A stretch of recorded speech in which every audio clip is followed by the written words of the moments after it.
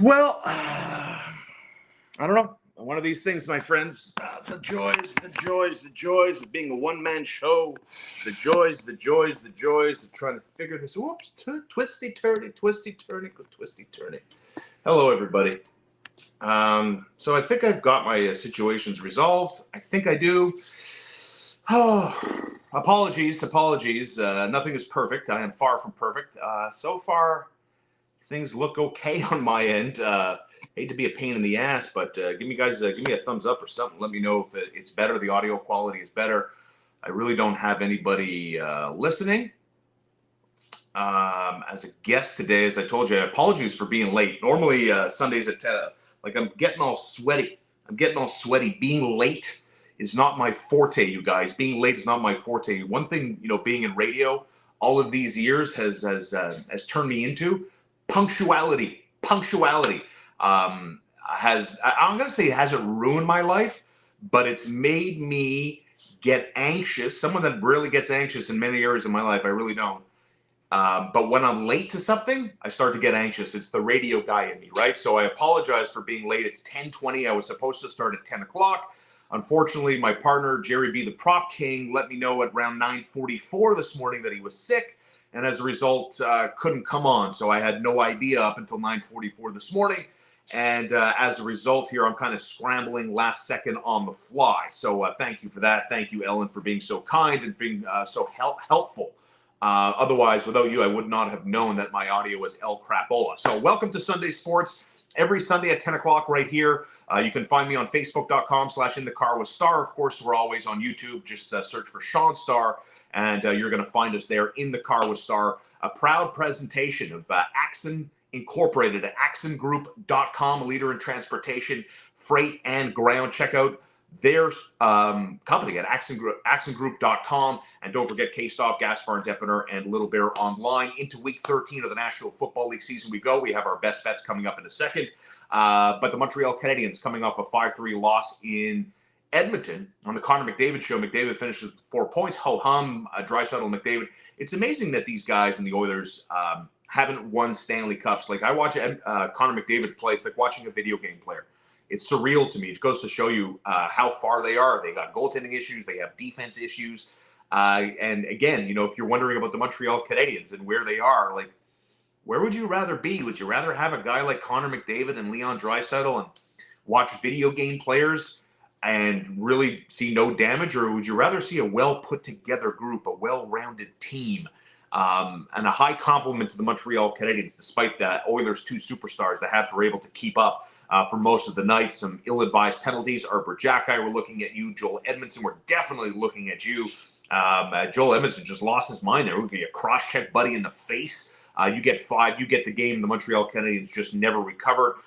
They kick it on the road for 2 more games. They've got Vancouver. They've got Seattle. And then the Canadiens will be back home, as we told you on a Friday, right? Don't forget, In the Car with Star every Monday, every Friday, every Sunday, right here on all our channels on Facebook and on YouTube. And audio-wise, you can find us everywhere podcasts can be found.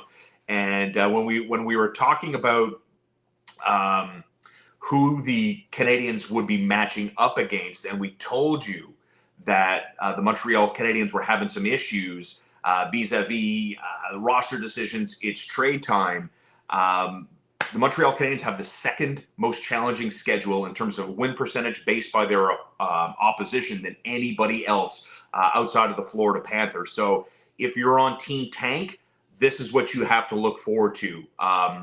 Quite the gauntlet for the Montreal Canadiens to get through, as they play 2 more road games before they're back home. So again, I apologize for being late. I apologize for sounding a bit rattled, a bit frazzled today. We had some last-minute changes that kind of took me by surprise, and we had some technical glitches to add to our problems earlier this morning. So as a direct result, we're a bit late. We're a bit tardy. Instead of it being a 2-man show, it's me, Solo Mia, which I don't mind. And as you can see, I got my boy Leon over there. I've got my boy over here, axongroup.com, proud sponsors of In the Car with Star. And we're ready for week 13 of the National Football League, where I think we see some upsets. So I hope you got your pen. I hope you got your paper ready, because we are ready to break down week 13. Before we get into our FIFA World Cup picks today, with a couple of massive games. You've got England and Senegal, and you've got France and Poland from Qatar. It all is getting underway right now. As a matter of fact, France and Poland have already taken to the pitch. So in this game, obviously we were liking France minus a goal. We'll have England and Senegal later, but let's get into the action where you've got the New York Jets and the Minnesota Vikings. This is going to be my Week 13 best bets today. When you look at Mike White, it's fascinating, right? Because for the better part of 15 years, the New York Jets haven't been, let's say, the who's who of the AFC East, right? They've been the victims of Bill Belichick and the New England Patriots. Now the Miami Dolphins and the Buffalo Bills don't seem to be going anywhere. And now you've got Robert Saleh taking all the receipts in the world. You've got quarterback controversies. Zach Wilson is this entitled, given the keys to the franchise, and now he expects to be given the keys to the world kind of situation in New York. All the while, Mike White has been kind of steady Eddie, while Zach Wilson is making bonehead decisions, refusing to take blame, refusing to have the back of his teammates, forcing Robert Saleh into a situation 2 weeks ago where Mike White had to come in because Zach Wilson wasn't good enough. Well, Mike White, in last Sunday's win by the New York Jets, that was the third game, the third time where the New York Jets, my friends, put up at least 30 points and 450 yards of total offense in the last 4 seasons. 4 seasons, it's happened 3 times. 30 points, over 450 yards of offense. Bonus question. Y'all want to tell me who the quarterback was in those games for the New York Jets? Yeah, right. It's Mike White. Mike White is the guy. Each and every single time in the last 4 seasons, Mike White has been the quarterback where the New York Jets have been able, for 4 quarters anyway, to put it all together. Score points, can't get the offense off the field. Everything the offense is doing with the New York Jets is working, and Mike White has that going right now. So if Mike White plays well this week, the Jets have a real chance at beating Minnesota. Now, when we look at the Jets defense is going to have to figure out how to stop Justin Jefferson. When we all talk about matchups, who's the player that can't beat us? Well, we know the answer. In Minnesota, it's not really Kirk Cousins. We can move down the list from Dalvin Cook to Adam Thielen. But in reality, the guy that can't beat you on any given Sunday is Justin Jefferson. That is going to be the matchup. But guess what? The New York Jets probably have an answer to that. Now, it's going to be a mammoth-sized task, but their corner, Sauce Gardner, has done it and done it repeatedly this season. He has already established himself, in my opinion anyway, as one of the best corners in the league this season, and he's been tested by some of the league's best receivers. He's seen Stephon Diggs, he's seen Tyreek Hill, and he's seen Jamar Chase all this year. Those 3 guys had an average of 56.3 receiving yards per game against him. Now, if Gardner can hold Justin Jefferson anywhere near that number, under 60 yards essentially, the Jets have the best chance at pulling off the upset today. So when we look at the New York Jets, yes, obviously this would be an upset here. And as a direct result, I think we're going to see a close game. Let's see what the odds makers have.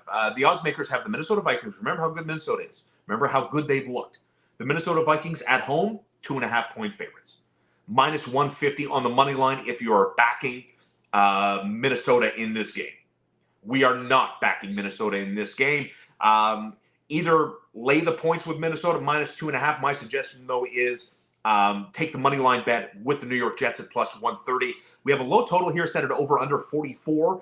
And I do think we're going to see kind of a close game. I think we're going to see one of those 26-23 games. So as a direct result, we are going to go over that number between the Vikings and New York Jets, and we're going to call for the upset right here, right now. The Vikings, despite their record, are only 2.5-point favorites at home against Mike White and the Jets. So we're going to bank on Sauce Gardner shutting down Justin Jefferson, just as he's done to Stephon Diggs and Tyreek Hill and Jamar Chase. Sauce Gardner is our key to victory for the New York Jets today. So we're going to play the money line with the New York Jets at plus 130, and we do expect this game to go over 44.5. Now, let's move on to our next game. That is Tennessee at 7-4 at Philadelphia. We know the Eagles go into this one at 10-1. We're 12 weeks into the season, and I have to tell you, I still don't know what to make of the Tennessee Titans, despite their 7-4 record. You know what's wild about this one, as it relates to the AFC South division?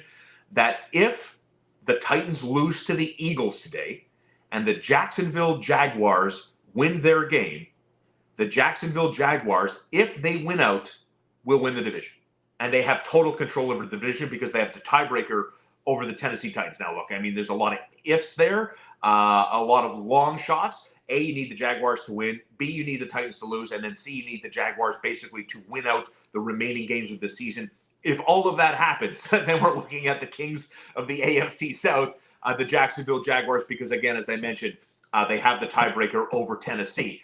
Now, you know, when I talk about the Titans, legitimately, I'm a bit confused. I don't know what to make of them. I know they're a good team, but every time they play a good team, the Titans end up on the wrong side of the win-loss ledger. So the Titans have played 5 teams this season that currently have a winning record. They've gone 1-4 on those games. Okay, just to prove my point, where the Tennessee Titans are this season in terms of like the Titans to me seem like they're a team in purgatory. I don't know what to make of them. They tend to do well against teams that aren't very good and against teams that have a winning record. They've played those teams 5 times and they have 1 win. They're 1-4 in those situations. On the flip side, they could have easily have gone 4-1. Okay, so you see where the confusion rests. They lost to the Giants in week 1 because their kicker missed a 47-yard field goal.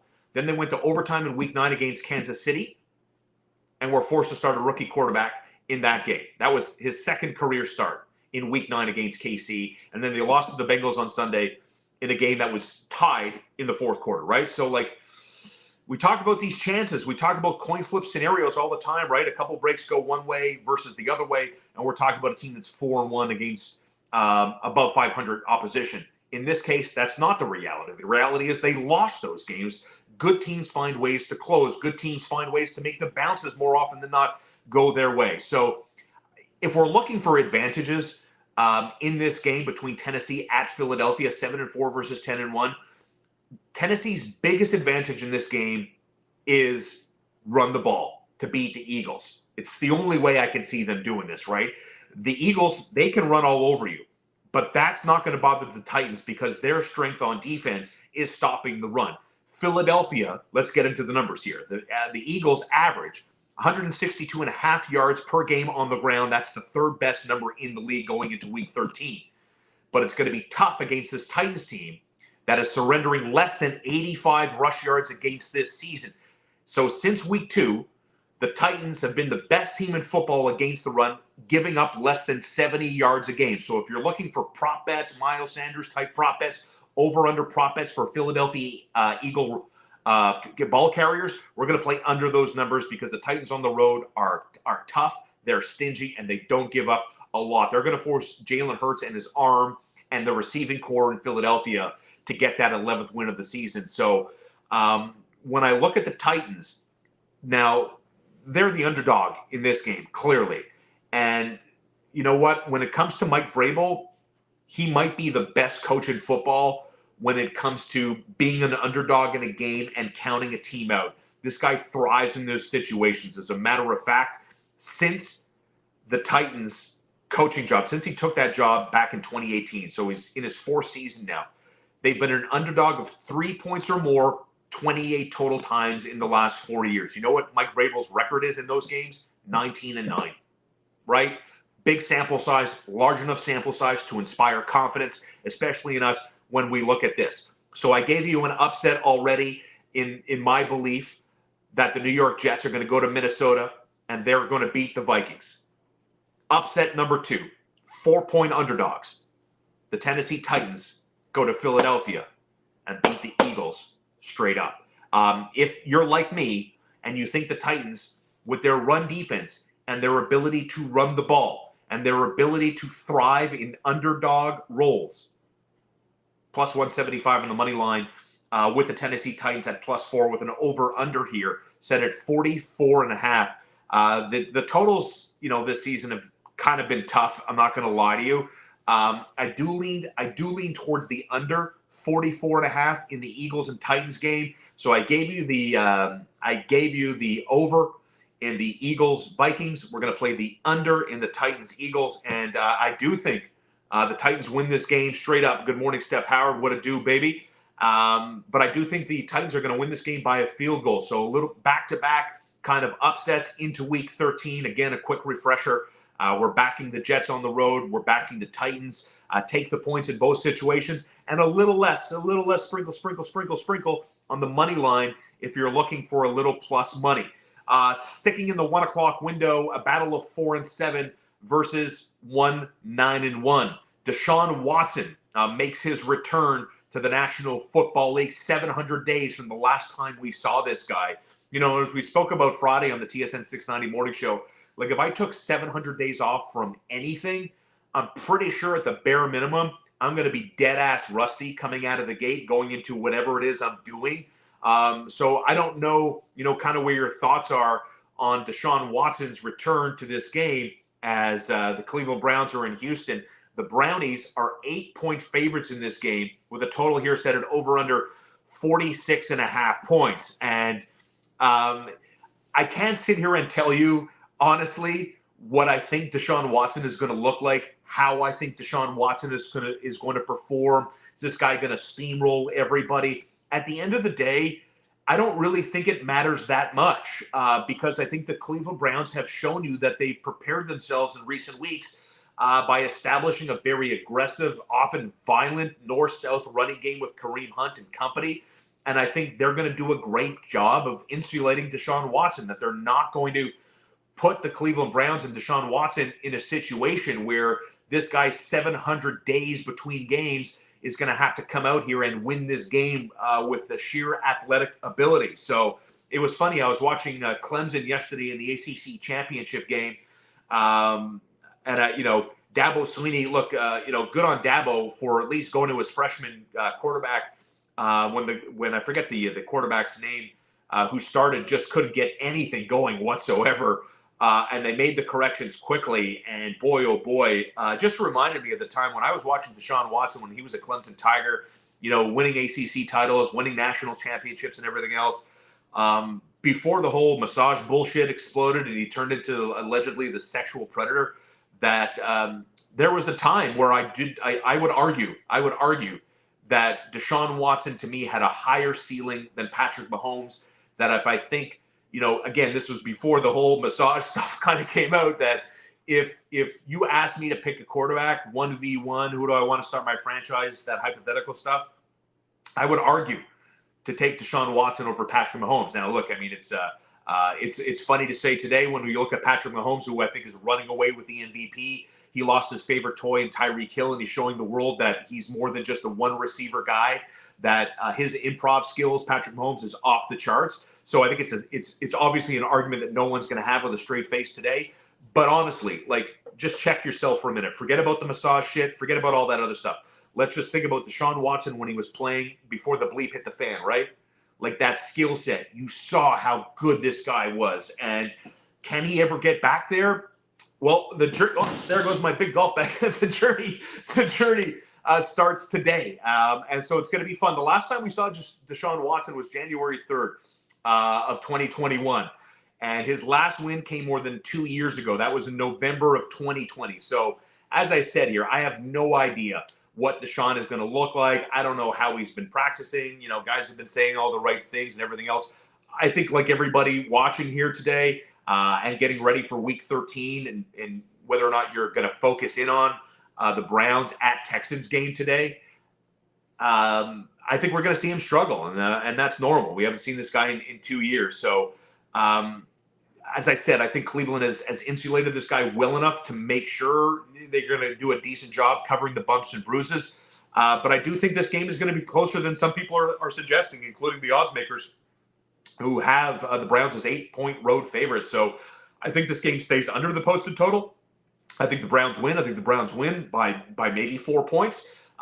So let's back the Texans. We're going to take the 8 points with the Texans. It's our Week 13 NFL best bets. Johnny Epstein, what it do, baby? Hey, trailing the Jets and Titans also, throwing the Dolphins, and it's a round-robin parlay. LFG, let's go. What up, Johnny boy? Good to see you, my man. Yeah, each your own. Right? I'm not the biggest parlay guy on the internet, but I have time for this. I do have time for this, especially if we're going to do some plus money bets today.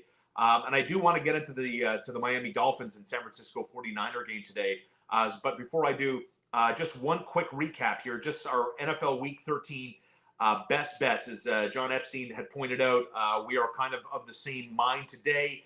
We are backing the New York Jets at 7-4 versus 9-2. They play at Minnesota. I do like this game to go over the posted total of 44. I think the Jets win this game by a field goal. So we're going to back a little bit of money on the money line with the New York Jets in a game that goes over.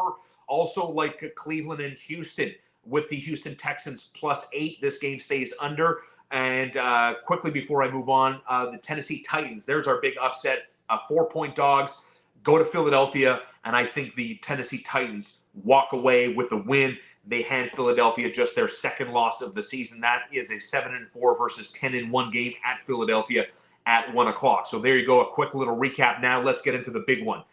This is 8-3 versus 7-4. It is Miami, Tua Tagovailoa, and all his weapons, and Mike McDaniels and his new way of thinking, his new way of moving around games, the way he's managed to do such a good job in bringing Tua along. And clearly you can see Tua in Miami.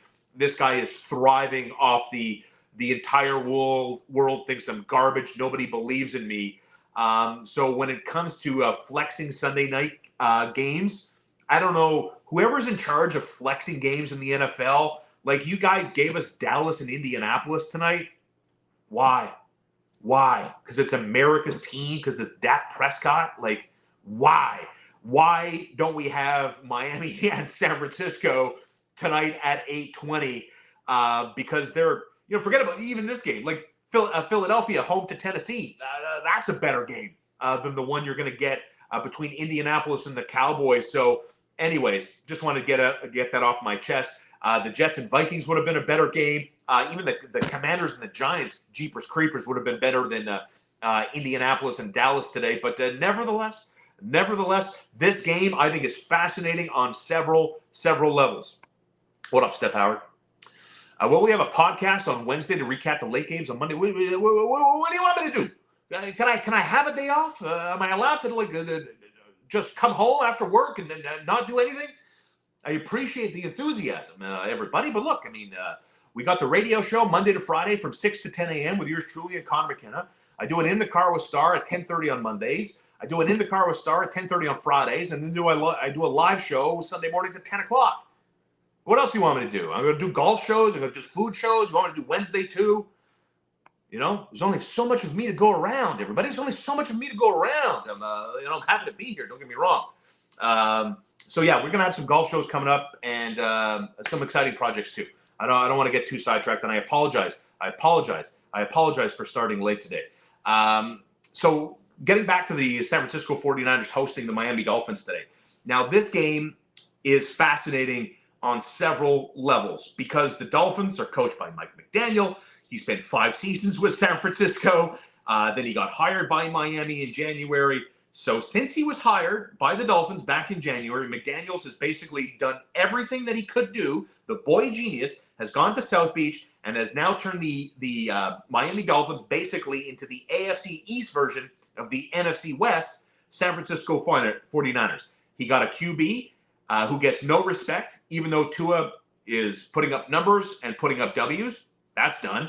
He has a dynamic duo at wide receiver who can also run the ball. Check. Hello, Tyreek Hill. And he has a running back or two that can line up anywhere. So 100% on point. Like, you got to be able to see those similarities, man. What Mike McDaniel had built in terms of being the OC in San Francisco, he's taken that strategy, he's taken that line of thinking, brought him with him to South Beach, and now look where the Miami Dolphins are, right? Which, by the way, interesting footnote to the San Francisco story, news coming out this morning that apparently the San Francisco 49ers and Jimmy Garoppolo are both interested in coming back next year.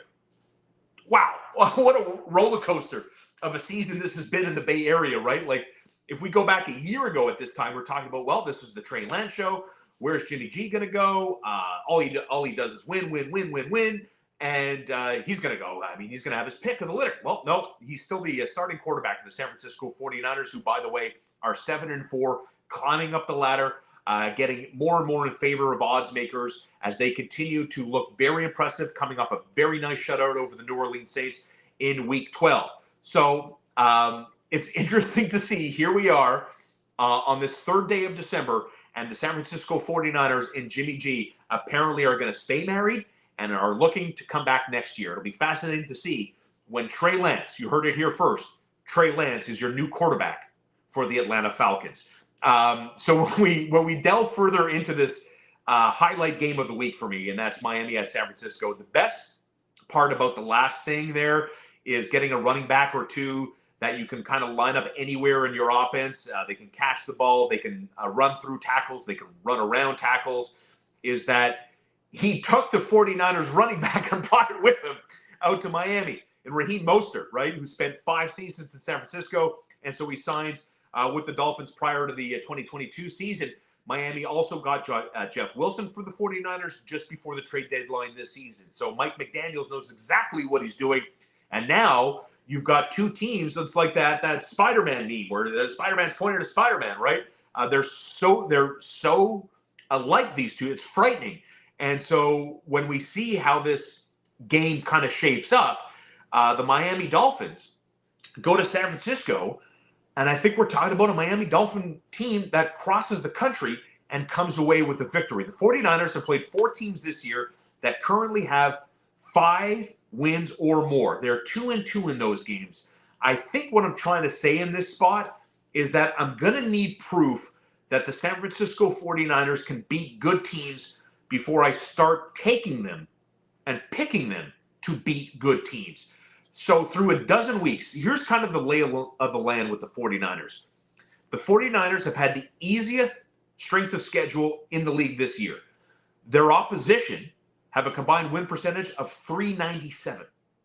Yeah. So it's crazy when you think that no other team is even at .420. While the Dolphins through 12 weeks have had an opposition win percentage that is basically around .500. So that's kind of what I mean. A little bit more evidence to back up the eye test. If, like me, you're watching this 49er team and paying attention to the trends, you're like, what? Who's going? Who's not going? Who is this San Francisco 49er team? So before I start looking at San Francisco and saying, you know what? This is a good team.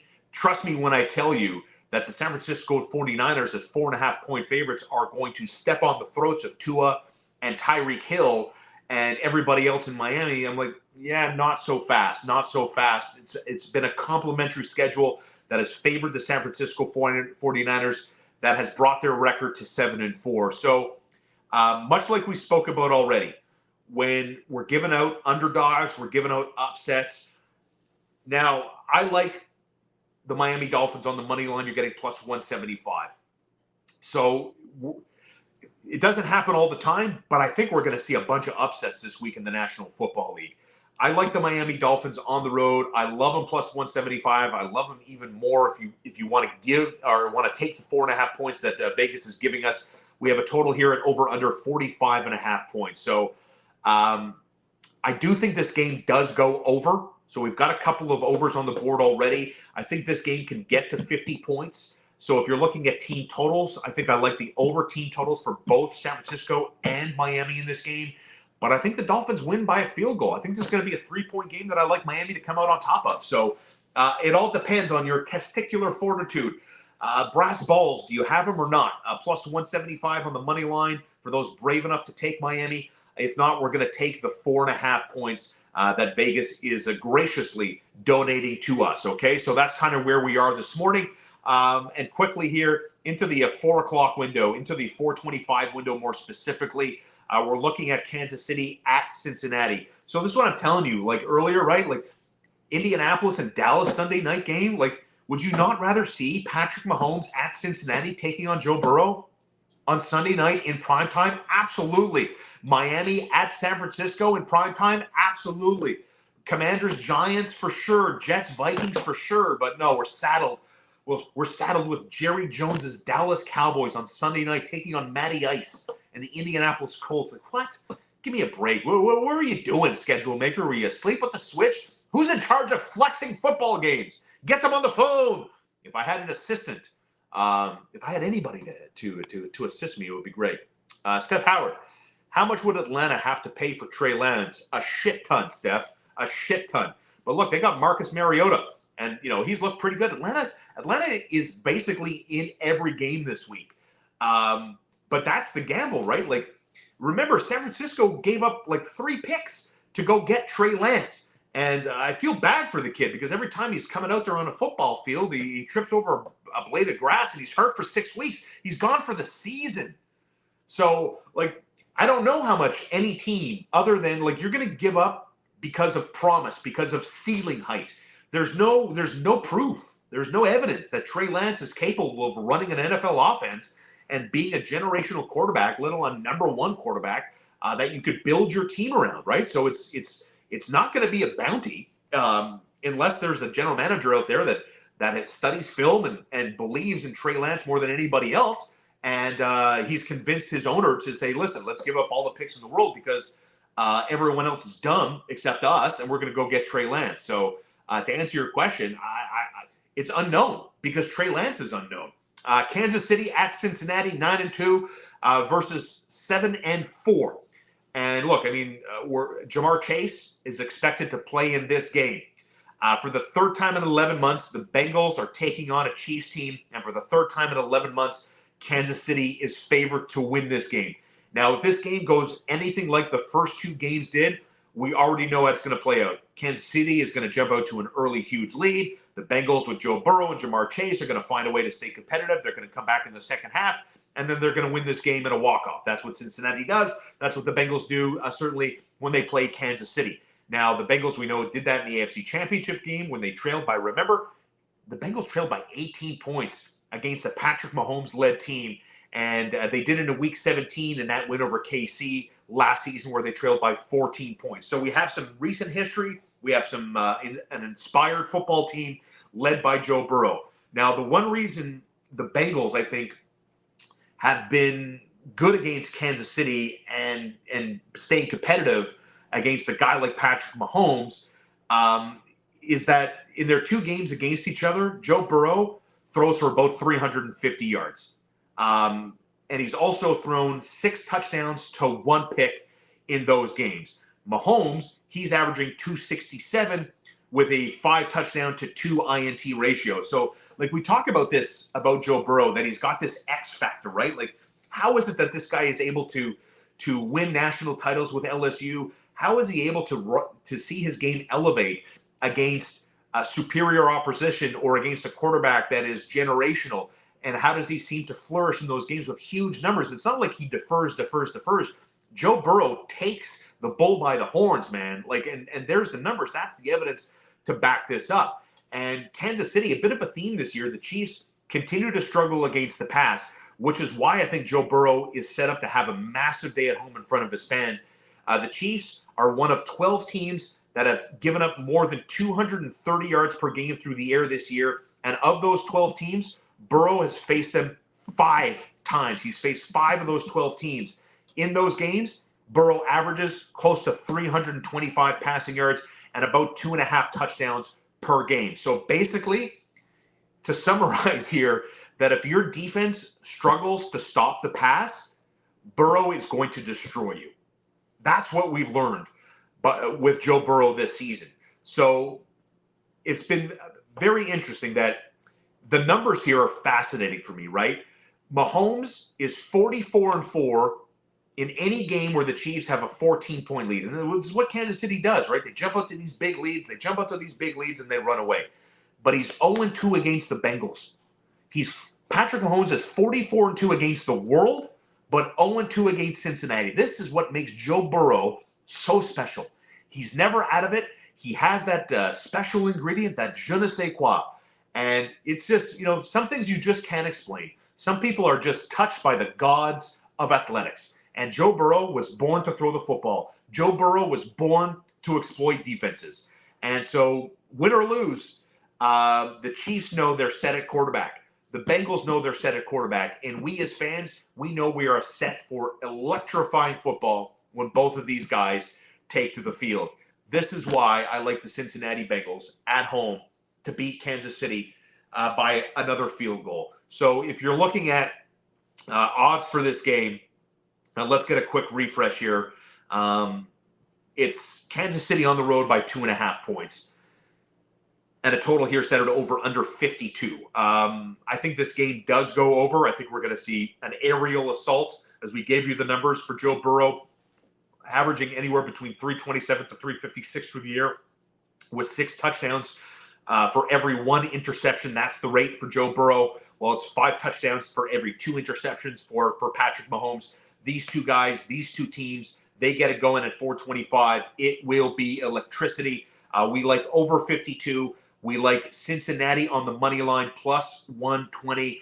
If not, take the 2.5 points that you're getting according to Vegas odds makers. Okay, so that's kind of where we are with Week 13. Those, my friends, are our best bets. So a quick recap here. Thanks as always for tuning in and for sticking with us. The New York Jets on the road at Minnesota. We like the 2.5. We also like the New York Jets plus 130 in a game that goes over 44. Elsewhere, the Tennessee Titans upset number 2. Tennessee plus 4, like them on the money line, plus 175 in a game that stays under 44.5 points. The Cleveland Browns at Houston. Deshaun Watson's return to the National Football League. His last win was November 2021. His last game was January of 2022. 700 plus days since the last time we saw Deshaun Watson. We're going to take the 8 points with the Houston Texans in a game we think Cleveland does win, because it is Cleveland. It is Houston. Houston is hot garbage, but not losers by more than 8 points against a quarterback that hasn't played in 2.5 years. So we're going to take the 8 points with the Houston Texans, but we do like Cleveland to walk away with the win in that game. Also like the Miami Dolphins on the road, plus 4.5 or plus 175 on the money line in this game, in a game that stays under 45.5 points. And then at 4:25 this afternoon, Kansas City at Cincinnati. The Bengals plus 120 on the money line or plus 2.5 points. There you go, friends. Those are our NFL Week 13 best bets. Hope you enjoyed it. Hope we're all profitable together, because it's been a tough one. It's been a tough one. Going off on if you go to our Facebook page, facebook.com/inthecarwithstar, you'll see some of the trends that we've unearthed since Week 12 came to an end, right? Some of the best teams against the spread, some of the worst teams against the spread. Unders are cashing 55.6% of the time. Underdogs also covering the spread 55.5% of the time in games this season. So those are kind of been the trends this season through 12 weeks as we move into Week 13 of the NFL's regular season. Don't forget, let's welcome in our brand new sponsor. It's Axon Incorporated, axongroup.com. One source, one promise, 1-888-99 Axon, AXSUN. You can find out more about them by simply going to their website. They've got locations in Montreal, Toronto, LA, and Chicago. So if you need something moved, if you need something on time, under budget, and you need constant communication with your transport carrier, Axon is where you want to give your business. axongroup.com, with offices in Chicago, LA, Montreal, and Toronto. They serve all NAFTA markets with intermodal and highway service. They also have distribution resources to perform your exact requirements with warehouse spacing. And of course, one source, one promise is why they are a leader in the transportation space. axongroup.com is their website, proud sponsors of In the Car with Star. Don't forget, you can find us facebook.com/In the Car with Star, always on YouTube. You can like, subscribe, and hit up the comments. Thanks for sticking with us. Let's hope we're profitable together. And we'll be back, of course, on Monday at 10:30 with a complete recap of what we're all going to watch today.